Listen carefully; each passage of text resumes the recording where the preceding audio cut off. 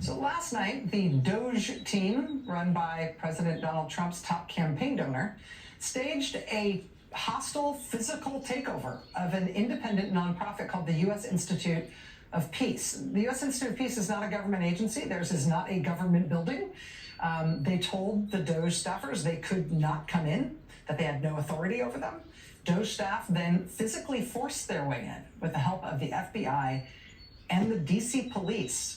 Congressman Don Beyer of Virginia heard what was happening and went there along with his wife. He later wrote online, quote, "I was at the U.S. Institute of Peace tonight to conduct congressional oversight over Doge's break-in. USIP is an independent nonprofit entity, and I will work to stop Doge's illegal power grab." Joining us now is Congressman Don Beyer of Virginia. Congressman, I really appreciate you being here to talk about this tonight. Thank you. Yeah, thank you, Rachel, very much. It's very concerning. And you laid out the case very well. What did you see last night when you went?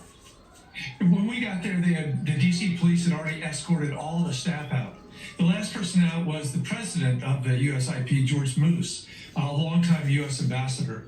And he had locked himself in his office to protest the illegal firing of 11 of the USIP board members by Donald Trump. And the D.C. police actually picked the lock on his office to get him and take him to the outside. The real challenge is that there's something in the law, the congressional charter for USIP, that says a president can replace a board member with board consultation for committing a felony or some gross malfeasance.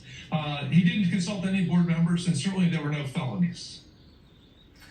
What do you make of the use of all these various law enforcement agencies as part of these takeovers? We saw this with the U.S. Africa Development Foundation.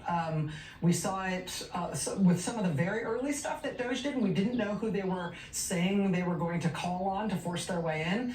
But now it seems like they're invoking the U.S. Marshals, the FBI, and now the D.C. police as effectively their muscle, as their armed phalanx that will physically force them into places that they may not be legally allowed.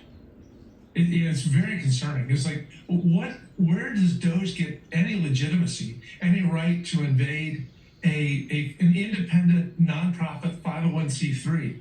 Rachel, there are 232,000 501c3 nonprofits in the United States. By this measure, Donald Trump could send the police or the marshals into any one of them and demand to see their books, throw out their people, replace their board members. It's really unprecedented. The poor D.C. police took their orders initially from the acting U.S. attorney, this guy Ed Martin, who's just a MAGA hatchet man with a lot of personal vendettas. And when they were also called by George Moose and the USIP leadership, they didn't know who to trust. And I guess they looked to the FBI, who said, well, Trump fired the board members, therefore you got to stick with him. Although that was clearly illegal. The takeover and the shutdown of these agencies is being litigated in all sorts of ways in all sorts of places. I imagine it will be by USIP and U.S. Africa Development Foundation. That one's already in court, and all these other agencies. But this issue of what law enforcement is doing, turning up with guns and saying, we're taking you out of here physically, we're picking the lock, we're getting you out, and we're doing it on behalf of Doge, that seems like an area for potential litigation. It also seems like an area for law enforcement oversight, congressional oversight, including of the D.C. police, the FBI, the Marshal Service, and anybody else who they're using in this capacity. Do you see any appetite for that among your colleagues on Capitol Hill? Oh, very much so. I think our busiest committee on Capitol Hill will be the Oversight Committee, led by my colleague Jerry Connolly, and Jamie Raskin, AOC, others will be deeply involved in it. Because we don't have a lot of tools. We're a minority, but we have to use every tool that we have. And the oversight, the ability to investigate, and then get the word out to the American people is really, really important.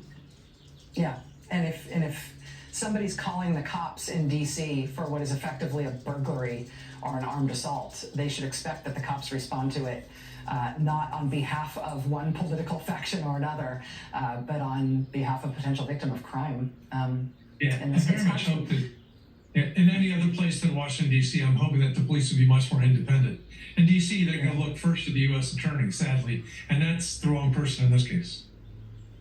Congressman Don Beyer, Democrat of Virginia. Sir, thank you very much for your time tonight. Thank you for going there last night. Having your eyes on it is a really important part of this. Thank you. I just wish I'd been able to make a difference.